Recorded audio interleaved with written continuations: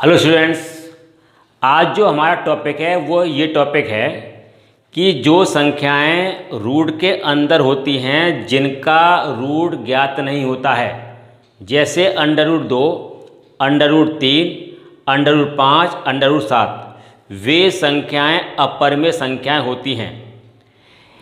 ये आप जानते हैं कि परिमेय संख्याएं कौन सी होती हैं।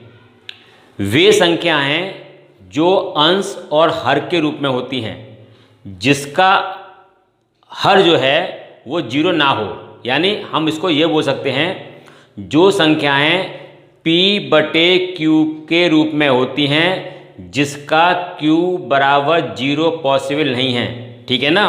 अगर मैं ये बोल दूं कि अगर आपके पास P/Q है, यहाँ पर Q का मान 0 संभव नहीं है, ऐसी संख्याएं होती हैं आपकी परिमेय। लेकिन यहाँ पे हमारा टॉपिक है थोड़ा अलग इसलिए है कि जो संख्याएं P/Q के रूप में हैं उनको आप जानते हैं कि वो संख्याएं आपकी परिमेय होती हैं। लेकिन यहाँ पे हमारा टॉपिक वो है कि जिन संख्याओं का रूट नहीं ज्ञात होता है उन संख्याओं को हमें सिद्ध करना है, वो संख्या अपरिमेय होती हैं। ठीक है ना। ठीक, इसमें प्रश्नावली 1.3 में क्वेश्चन नंबर जो 1 आपका है वो ये है, सिद्ध कीजिए कि √5 एक अपरिमेय संख्या है। ठीक है ना। अब आपको इसे सिद्ध कैसे करना है। जब कभी भी अगर आपको किसी अपरिमेय संख्या को सिद्ध करना हो कि ये संख्या अपरिमेय है, तो हम ये मान के चलते हैं कि ये संख्या है आपकी परिमेय, यानी जो हमें सिद्ध करना है उसका हमें लेना है, उल्टा लेना है। अगर हमसे सिद्ध कराता है ये संख्या अपरिमेय है तो हम मानेंगे ये परिमेय है। परिमेय संख्या को लेकर हम उसे हल करेंगे।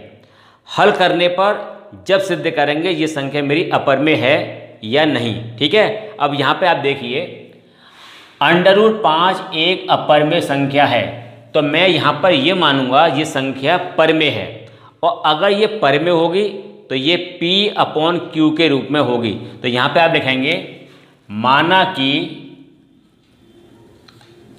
√5 एक परिमेय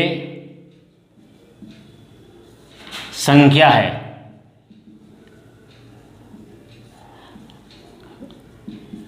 परिमेय को हम क्या बोलते हैं? Rational number. ठीक, अगर ये संख्या परिमेय है तो क्या होगा, ये संख्या रूट के रूप में होगी, यानी अगर ये संख्या अगर आपकी परिमेय है तो ये P/Q के रूप में होगी। ठीक, तो यहाँ पे आपका आ गया ये P/Q। √5 को मैंने ये मान लिया ये संख्या आपकी परिमेय है। अगर ये परिमेय है ये P/Q के रूप में होगी। ठीक, मैंने इसको लिख दिया। दोनों पक्षों करेंगे वर्ग, दोनों पक्षों का वर्ग करने पर तो ये कितना हो जाएगा, √5 का वर्ग P/Q का वर्ग, ये आपका आ गया 5 = P²/Q²। इसको आप लेंगे, इस साइड ले जाएंगे, ये कितना हो गया, P² = 5Q²। समीकरण नंबर 1। अब यहाँ देखिए P² 5 से होगा विभाज्य। यहाँ आपको लिखना पड़ेगा कि P² 5 से विभाज्य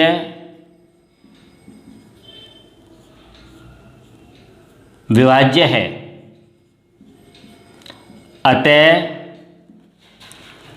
P 5 से विभाज्य होगा। क्यों होगा? अगर P² अगर 5 से विभाज्य है तो केवल P भी 5 से विभाज्य होगा। ठीक, ये हमने यहाँ लिख दिया। अब देखिए ये P² 5 से विभाज्य क्यों होगा? क्योंकि P² का मान 5Q² है, यानी ये बोलिए कि पी स्क्वायर जो है वो A5 का गुणनखंड है। जिसका गुणनखंड होता है वो संख्या उससे विभाजित हो जाती है। ठीक है ना। तो पी स्क्वायर 5 से विभाज्य है, अतः पी 5 से विभाज्य होगा, यानी पी भी हमारा 5 से विभाज्य हो जाएगा। ठीक। अब यहाँ पे क्या करना है आपको, माना कि यहाँ पे कितना आ रहा है आपका 5। अगर यहाँ पे आपका होता 3 होता तो 3, जैसे यहाँ पे आपका 5 आ रहा है तो हम लेंगे यहाँ पर P बराबर 5R। जो आपका गुणनखंड दिया हुआ है उसे हम P बराबर 5R, R ले लो आप, चाहे T ले लिए चाहे कुछ और ले लिए, ये आपकी इच्छा है। मैंने P बराबर 5R रखने पर यहाँ पर रखिए आप, तो 5R स्क्वायर बराबर 5Q square 25R square 5Q square, 5 से इसे काट दीजिए तो ये कितना आ गया, Q स्क्वायर बराबर 5R स्क्वायर। इसे मैंने लिख दिया पहले, इसे मैंने लिख दिया बाद में। यहाँ आपने लिया समीकरण नंबर 2, समीकरण नंबर 1 और समीकरण नंबर 2। अब यहाँ देखिए समीकरण 1 व 2 में हमारा क्या निकल के आया कि पी स्क्वायर 5 से विभाज्य है। यहाँ पे कितना आ रहा है, क्यू स्क्वायर 5 से विभाज्य है। इसका मतलब ये हो गया कि P और Q का एक उभयनिष्ठ जो गुणनखंड है वो 5 आ गया। इसका मतलब क्या हो गया, यानी P का और Q का जो एक उभयनिष्ठ जो कॉमन जो आपका गुणनखंड है वो मेरा 5 हो गया। तो यहाँ पे आप लिखेंगे समीकरण 1 व 2 से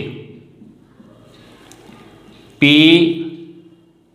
व Q दोनों 5 के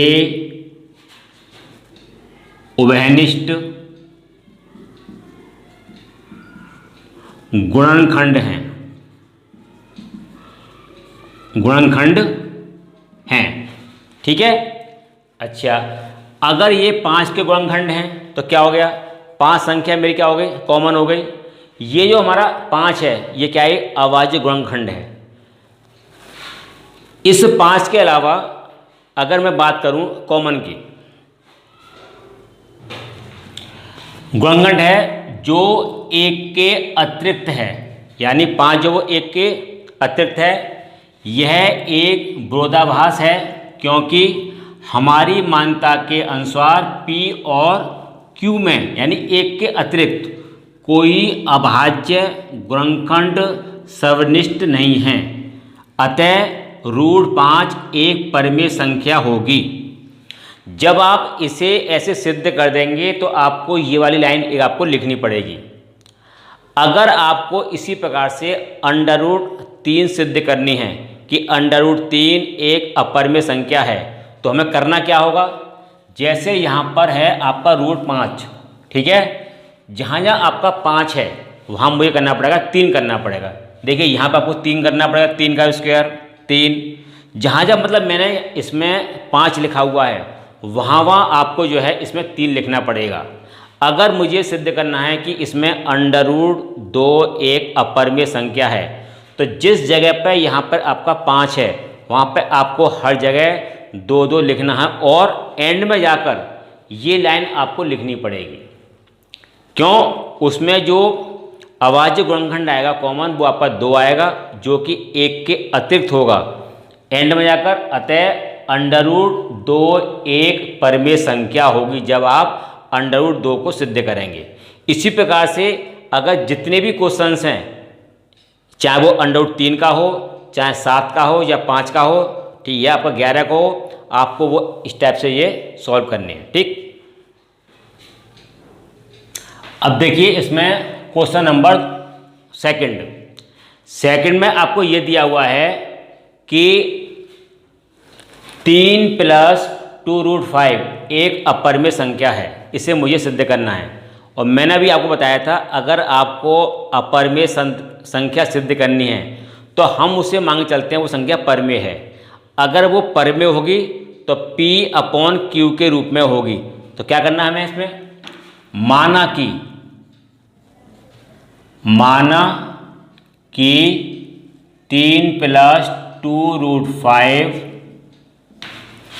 एक परमेय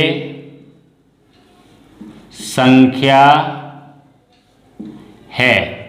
उल्टा मानते हैं इसमें, अगर ये संख्या परमेय है तो ये P अपॉन Q के रूप में होगी, यानी P बटे ये Q के रूप में होगी। ठीक है, ये 2 ले आओ आप इस साइड, जब आप ये 3 को ले आओ इस साइड, जब आप 3 को इधर ले आएंगे इसका चिन्ह बदल जाएगा।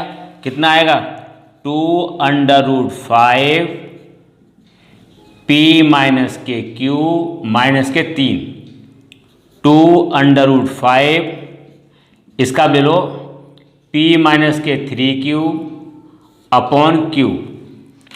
2 इसके नीचे ले आइए, √5 बराबर P - के 3Q अपॉन 2Q।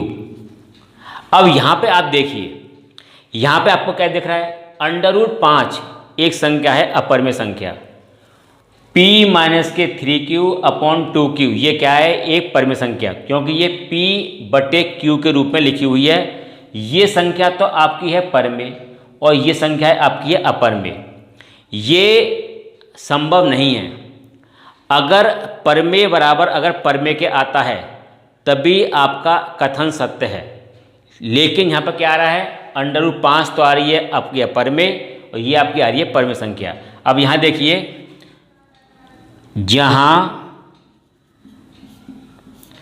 √5 एक अपरमेय संख्या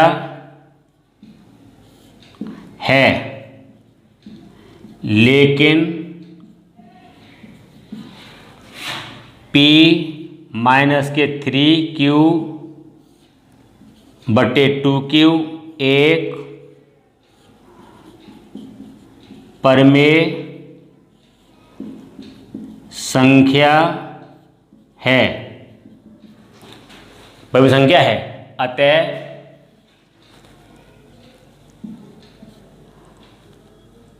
अतः हमारा जो विरोधाभास है,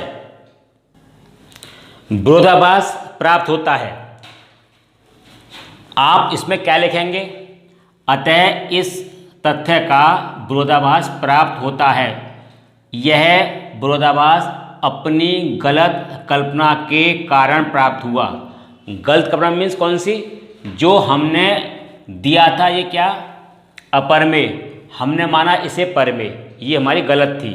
ठीक है, गलत कल्पना के कारण प्राप्त हुआ, इसलिए 3 + 2√5 एक अपरमेय संख्या होगी। ये लाइन आपको लिखनी पड़ेगी, क्योंकि जो चीज़ आपने मानी थी, ठीक है, वो कल्पना आपकी गलत हो गई। जब आपकी कल्पना गलत हो गई तो आपको क्या करना पड़ेगा, उसी कल्पना के कारण ये आपको लिखना पड़ेगा और एंड में जाकर यह एक अपरमेय संख्या होगी। ठीक है, इस प्रकार के जितने भी क्वेश्चंस हैं आप इसको, जैसे मैंने इसको सॉल्व किया है वैसे आप देखो इसको सेम सॉल्व करेंगे। ठीक है, थैंक यू।